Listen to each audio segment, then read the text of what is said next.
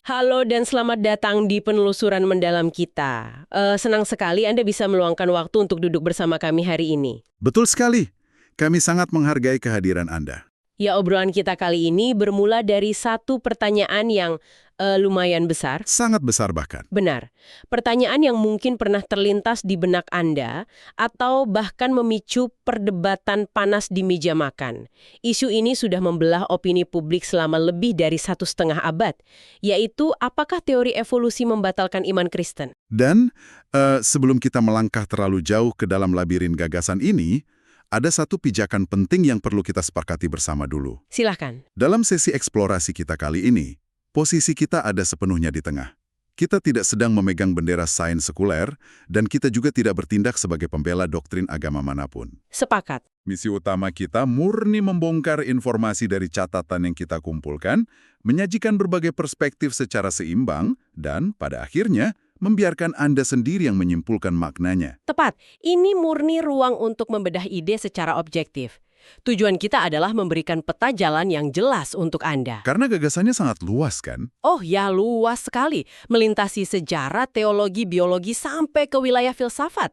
Tapi tenang saja, kita akan menyusurinya dengan cara yang terstruktur. Betul, kita tidak akan membuat Anda kewalahan. Kita akan membedah konsep teologis seperti Imago Dei, melihat kembali sejarah di era Charles Darwin, mengeksplorasi pandangan jalan tengah, hingga ke dilema tentang penderitaan. Oke, mari kita bedah ini satu persatu. Mari kita mulai dari akar permasalahannya. Iya, kenapa sih teori evolusi sejak awal dianggap sebagai ancaman eksistensial bagi sebagian kalangan beragama? Kalau kita lihat intisarinya, benturan ini sangat jelas terjadi antara pembacaan literal dari kisah penciptaan, Di mana teks kitab suci itu dipahami kata demi kata sebagai fakta sejarah ya. betul sekali. Nah, itu berhadapan langsung dengan gagasan evolusi Darwin yang menyatakan bahwa manusia adalah hasil seleksi alam dan berbagi nenek moyang dengan hewan. Tapi tunggu, untuk memahami kenapa benturannya bisa sekeras ini, kita perlu luruskan dulu terminologi biologinya kan? Karena orang sering mencampur adukan dua hal. Ah ya, evolusi mikro dan evolusi makro. Ini penting sekali untuk dibedakan. Coba jelaskan sedikit bedanya. Jadi evolusi mikro itu berbicara tentang adaptasi kecil di dalam satu spesies karena tekanan lingkungan. Misalnya, paruh burung yang membesar karena jenis makanannya berubah, atau bakteri yang jadi kebal antibiotik. Dan konsep evolusi mikro ini umumnya diterima dengan lapang dada ya. Sangat diterima. Bahkan oleh kelompok agama yang paling konservatif sekalipun, karena mekanismenya bisa kita amati secara langsung. Masalahnya baru muncul pas kita masuk ke wilayah evolusi makro. Tepat. Evolusi makro adalah gagasan bahwa, melalui mutasi acak dan seleksi alam selama jutaan tahun, satu spesies bisa berubah menjadi spesies yang sangat berbeda. Termasuk pohon evolusi yang bilang kalau manusia dan kera modern itu berevolusi dari leluhur primata purba yang sama. Benar. Dan alasan kenapa ini jadi polemik besar adalah asumsi dasarnya. Proses ini sering dianggap berjalan murni karena mekanisme alam yang buta, kebetulan, dan tanpa campur tangan kecerdasan ilahi. Konsekuensi dari kata tanpa arah itulah yang menyentuh ranah teologis yang sangat sensitif. Ya, karena di dalam tradisi Judeo-Kristen, ada doktrin inti yang namanya Imago Dei, yang berarti manusia diciptakan menurut gambar dan rupa Allah. Dan konsep ini bukan sekedar bahasa puitis kan? Sama sekali bukan. Ini adalah fondasi yang memberikan manusia martabat moral, kehendak bebas, dan rasionalitas. Ini yang membedakan kita dari hewan. Coba bayangkan kalau Anda berada di posisi mereka. Jika Anda diteorikan hanya sebagai produk akhir dari mutasi acak yang kebetulan. Banyak yang berasa ini menurunkan derajat manusia. Keunikan kita sebagai entitas spiritual seolah dilucuti, menyisakan kita cuma sebagai primata yang kebetulan punya otak untuk bicara. Tidak heran kalau ini memicu krisis eksistensial besar-besaran di abad ke-19.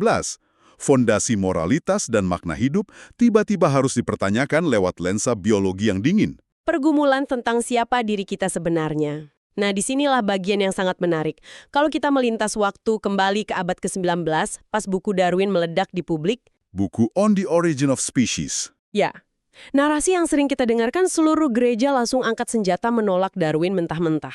Padahal sejarah aslinya jauh lebih bernuansa dari itu. Sangat bernuansa. Dari materi yang kita telusuri, tidak semua rohaniwan melihat karya Darwin sebagai deklarasi perang. Justru di masa-masa awal ada teolog terkemuka yang menyambutnya dengan antusias. Mereka melihat evolusi bukan sebagai penolakan terhadap sang pencipta. Tapi sebagai bukti hukum alam yang dirancang secara megah. Betul. Logika mereka begini. Tuhan yang merancang alam semesta supaya bisa beradaptasi dan melahirkan kehidupan kompleks dengan sendirinya, itu jauh lebih luar biasa. Dibandingkan Tuhan yang harus merakit makhluk hidup satu persatu secara manual ya. Tepat sekali. Itu pandangan yang cukup populer di beberapa kalangan cendekiawan saat itu. Meski begitu, ketegangan di ruang publik tetap tak terhindarkan. Puncaknya ada di satu peristiwa legendaris tahun 1860. Debat Oxford. Momen yang sangat ikonik. Ya, ini sering dianggap sebagai simbol benturan sejati agama dan sains. Di satu sisi ada Uskup Samuel Wilberforce, Yang sangat skeptis terhadap evolusi. dan di sisi lain ada Thomas Huxley, biolog yang gigih banget membela Darwin sampai dijuluki Bulldog Darwin. Dan pada satu titik di perdebatan itu, Wilberforce mencoba menjatuhkan Huxley pakai sindiran, bukan pakai sains. Dia tanya ke Huxley, garis keturunan kera yang dibanggakannya itu datang dari pihak kakek atau pihak nenek. Itu taktik retorika era Victoria yang dirancang murni untuk mempermalukan lawan di depan audiens kelas atas. Tapi cara Huxley merespons justru mengubah arah sejarah. Benar. Huxley menjawab bahwa dia sama sekali tidak malu punya kakek seekor kera. Dia bilang dia justru akan sangat malu kalau terhubung darah dengan manusia cerdas yang menggunakan kefasihannya cuma untuk mengejek dan mengaburkan kebenaran sains. Wah, balasan yang luar biasa telak. Dan momen ini penting karena menandai pergeseran kultural. Sains mulai menuntut otoritasnya sendiri lepas dari bayang-bayang dogma. Tapi ironisnya, di balik semua keributan publik ini, ada pergumulan batin Charles Darwin sendiri. Iya, perjalanan personal Darwin itu sangat tragis sebenarnya. Di awal penelitiannya, dia masih sering merujuk pada keagungan sang pencipta. Dia sempat terpesona oleh harmoni alam, tapi pandangan ini perlahan hancur pas dia lihat kerasnya seleksi alam. Seperti penelitiannya soal tawon parasit yang bertelur di dalam tibu ulat hidup. Alam itu ternyata sangat brutal. Tapi bukan cuma sains yang menghancurkan imannya kan? Ada tragedi personal. Ya, kehilangan putri kesayangannya Annie di usia 10 tahun, itu adalah pukulan mematikan bagi teologi Darwin.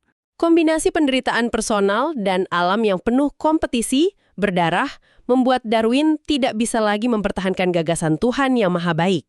Ia perlahan meninggalkan kekristenan ortodoks dan beralih menjadi agnostik, membiarkan seleksi alam sebagai penggerak utama. Dan perubahan di diri Darwin ini semacam mikrokosmos dari kebingungan masyarakat luas saat itu, memaksa orang memilih agama atau sains. Tapi seiring waktu banyak pemikir yang menolak terjebak dalam pilihan hitam putih itu. Mereka mencari jalan tengah. Dan dari catatan kita, salah satu gagasan yang menonjol adalah desain cerdas atau intelligent design. Argumen utama mereka adalah bahwa sistem biologis tertentu terlalu rumit untuk terbentuk bertahap lewat mutasi acak. Ada analogi populer yang mereka pakai, analogi perangkap tikus. Ya, konsep kompleksitas yang tak dapat direduksi. Kalau kita bayangkan perangkap tikus kayu, ada papan, pegas, penahan pemukul, dan umpan. Kalau satu saja komponen dicopot, Perangkapnya langsung tidak berfungsi sama sekali. Tidak bisa dibilang fungsinya cuma berkurang 50%. betul, harus ada semua bagian itu sejak awal. Dan pendukung desain cerdas melihat mesin sel biologis dengan cara yang sama. Contohnya flagella bakteri yang berfungsi seperti baling-baling renang. Karena strukturnya butuh semua protein bekerja bersamaan, secara matematis tidak masuk akal ini berevolusi perlahan. Makanya mereka menyimpulkan pasti ada kecerdasan yang merancangnya. Meski ini sering dikritik keras oleh komunitas sains arus utama, pandangan ini tetap bertahan. Selain desain cerdas, ada juga evolusi teistik.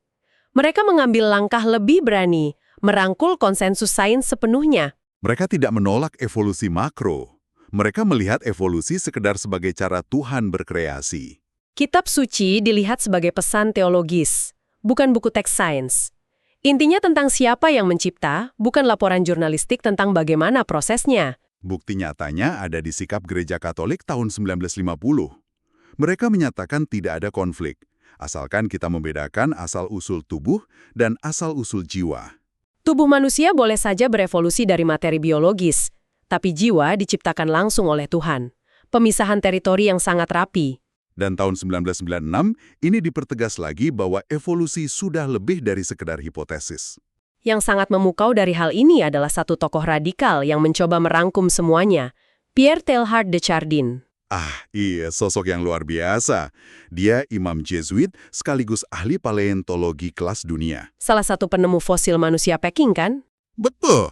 Ironisnya karena dia mencoba menyatukan evolusi dan iman, dia malah diasingkan ke Tiongkok oleh atasannya. Karya-karyanya dilarang terbit semasa hidupnya, tapi dia tetap setia pada iman dan sainsnya. Dan dari kesetiaannya itu, lahir visi soal titik omega. Dia melihat evolusi bukan sekedar fenomena biologis, Tapi perjalanan alam semesta dari materi ke kehidupan biologi, lalu melompat ke kesadaran manusia. dan kesadaran kita sedang bergerak kolektif menuju kesempurnaan di titik omega ini, di mana batas fisik dikalahkan oleh kekuatan cinta kasih.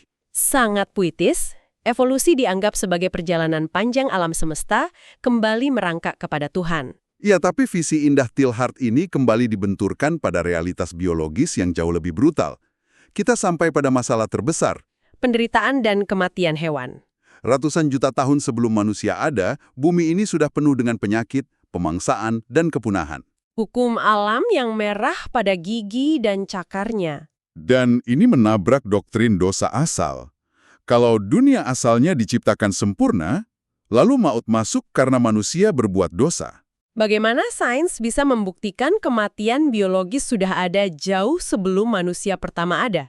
Itulah dilemanya. Bagi penganut literalis, ini bukti mutlak evolusi itu salah. Karena kalau dosa asal runtuh, seluruh narasi teologi bisa kehilangan konteksnya. Lalu bagaimana penganut evolusi teistik menjawab ini? Mereka membedakan antara kematian biologis dan kematian spiritual. Kematian fisik dan penuaan sel itu sifat alami materi sejak awal mula alam semesta. Jadi kejatuhan manusia bukan membawa maut fisik melainkan kematian spiritual ya? Keterasingan dari penciptanya? Benar, saat hominid awal mencapai kesadaran moral, mereka memilih menolak Tuhan dengan kehendak bebasnya. Ini membawa kita pada konsep creatio continua, penciptaan yang berkelanjutan. Paradigma bahwa alam semesta adalah proyek yang belum selesai. Tuhan terus bekerja lewat proses evolusi ini. Jadi apa makna dari semua ini untuk Anda? Dari seluruh materi yang kita bedah, terlihat jelas perpecahannya. Bagi sebagian orang, evolusi meruntuhkan fondasi iman mereka, karena mengharuskan dekonstruksi cara membaca teks suci. Tapi bagi sebagian yang lain, evolusi justru memperdalam rasa takjub mereka, memperlihatkan penciptaan yang dinamis, organik, dan butuh kesabaran luar biasa. Akal budi dan iman itu seperti dua sayap yang membawa kita membumbung tinggi. Cara kita menyikapi debat ini adalah cermin bagaimana kita memproses informasi yang saling bertabrakan di era modern. Kita mencari keseimbangan tanpa mematikan nalar kritis. Dan untuk menutup penelusuran ini, ada satu pertanyaan tajam untuk Anda renungkan. Silakan. Kalau evolusi tidak pernah berhenti, dan hari ini kita memegang kendali atas rekayasa genetika dan kecerdasan buatan, Ya, masa depan evolusi kita akan berevolusi menjadi apakah imago Dei atau gambar Allah itu dalam 1000 tahun ke depan, apakah kita masih menjadi manusia dalam definisi yang sama? Pertanyaan yang sangat menggugah untuk direnungkan. Terima kasih banyak Anda sudah menemani penelusuran mendalam kita hari ini. Teruslah mempertanyakan segala hal dan sampai jumpa di sesi eksplorasi berikutnya.